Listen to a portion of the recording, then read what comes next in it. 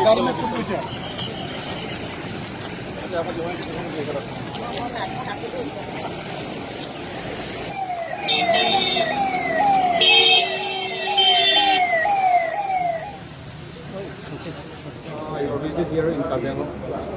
क्या है कि यहाँ ऑटोनोमस काउंसिल है और जिला भी है।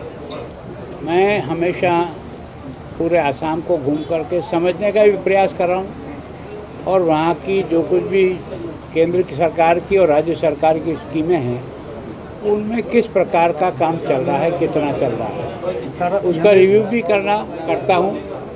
जितने भी बेनिफिशरीज हैं विभिन्न स्कीमों के उनको बुला करके भी उनका क्या कहना है।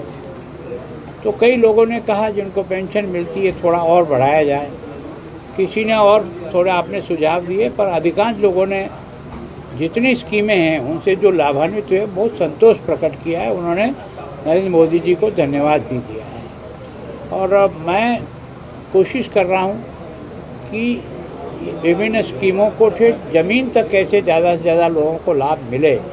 और यहाँ काउंसिल के सारे प्रतिनिधियों, जनप्रतिनिधियों को कहा है कि अगली बार आऊँगा मैं तब आपको ये सारा डॉक्यूमेंट पहले पहुँचाऊँगा और आप स्वयं उसमें पार्टिसिपेट करें कि आपको कौन सी स्कीम में क्या कमी है, कहाँ और सुधार की ज़रूरत है, उसको सुधारेंगे। सर जो नया वोटर, मैं सोचता हूँ ये सारा चुनाव आयोग का काम है। वोटर लिस्ट कब बनती है, कैसे बनती है, कितने समय बनती है, इसमें कोई भी हम लोगों का निर्णय कोई मान्य नहीं होता है।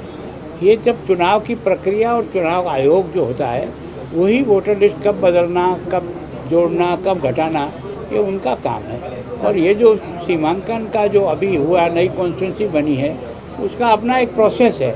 उस प्रोसेस में से जनता को सुनना, हियरिंग उनकी, उसके बाद वो निर्णय करना। सर यहाँ में देखो मैं सोचता हूँ कि ऑटोनोमस वैसे तो ये जो है काउंसिल है आज के टाइम, यहाँ के लोगों की ये डिमांड है कि हमको अलग से ही एक स्टेट का दर्जा मिले, इस तरह की तो इनकी डिमांड है, विचाराधीन होगी।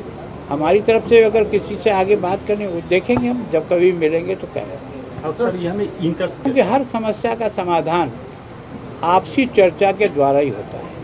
अगर हमारी बॉर्डर की सीमा यहाँ के है तो नागालैंड के साथ ही है।